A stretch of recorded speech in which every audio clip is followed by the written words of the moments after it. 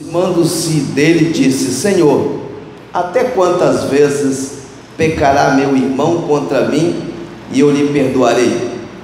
Até 7?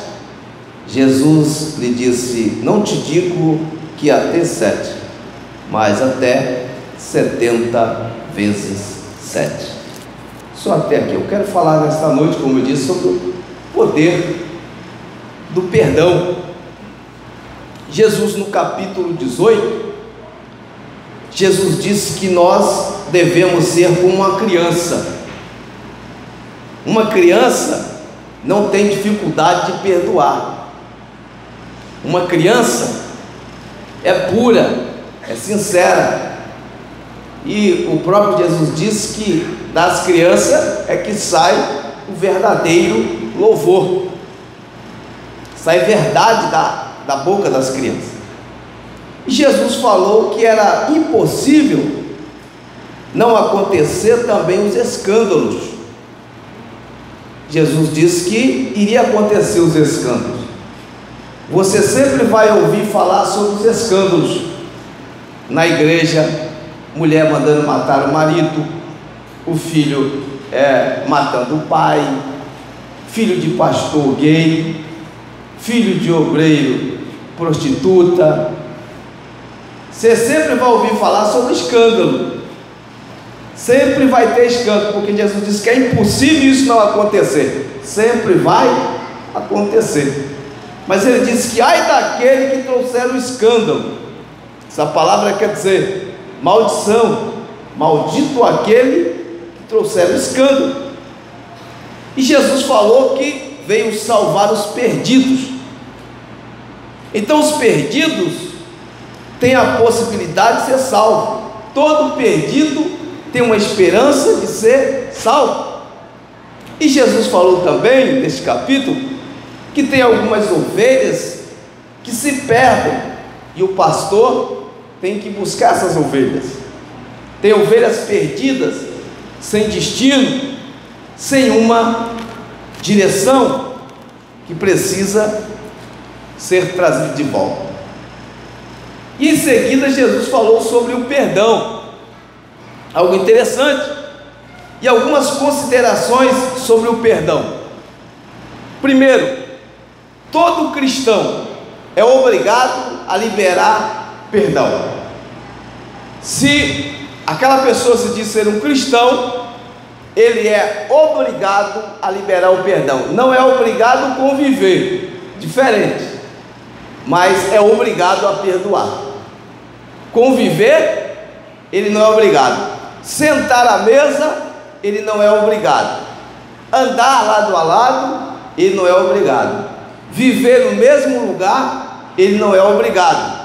Mas perdoar, todo cristão, ele tem essa obrigação. Não é algo opcional. É como a Santa Ceia. Isso não é opcional, isso é ordenança. Está amarrado no cristianismo. Não tem como tirar isso da vida do cristão. Então, um cristão que diz eu não perdoo, ele pode ser qualquer coisa. Ele pode ser um macumbeiro, ele pode ser um muçulmano, ele pode ser um judeu, pode ser qualquer coisa, menos um cristão. Porque o cristão é obrigado a liberar perdão. Isso não é opcional. No Pai Nosso tem o perdão. Jesus ensinou: perdoa os nossos pecados, assim como nós perdoamos aqueles que têm nos ofendido. O reino de Deus é o reino do perdão. Jesus nos ensinou: devemos perdoar sem limites. Jesus nos ensinou. E você tem que perdoar, porque você também é um pecador. Eu também sou um pecador. E o maior benefício do perdão é você mesmo. Você é que ganha esse benefício quando você perdoa. E a Bíblia também vai dizer que a oferta não é recebida quando você não perdoa. Jesus disse: quando alguém vai levar a oferta no altar, lembra que alguém tem algo contra ele, deve deixar aquela oferta e se dirigir àquela pessoa e pedir a ela perdão. Porque o homem pode receber, a igreja pode receber, a instituição pode receber, o pastor pode receber, o tesoureiro pode receber, mas Deus não recebe. E o perdão não é amnésia. Você lembra do que a pessoa te fez, mas aquilo já não te fere mais. Você lembra o que aconteceu, mas aquilo já não te perturba. E Jesus falou do poder da comunhão, quando a igreja concorda, e o céu também. Jesus diz: quando estiverem 2 ou 3 reunidos em meu nome, ali estou eu. Jesus confirma a sua presença onde existe a comunhão e onde existe a concordância. E Pedro, o discípulo de Jesus, perguntou: quantas vezes devo perdoar? Pedro ficou em uma curiosidade: quantas vezes eu tenho que perdoar alguém que pecou contra mim? Quantas vezes eu tenho que perdoar alguém que falhou contra mim? Ele disse 7, seria um bom número.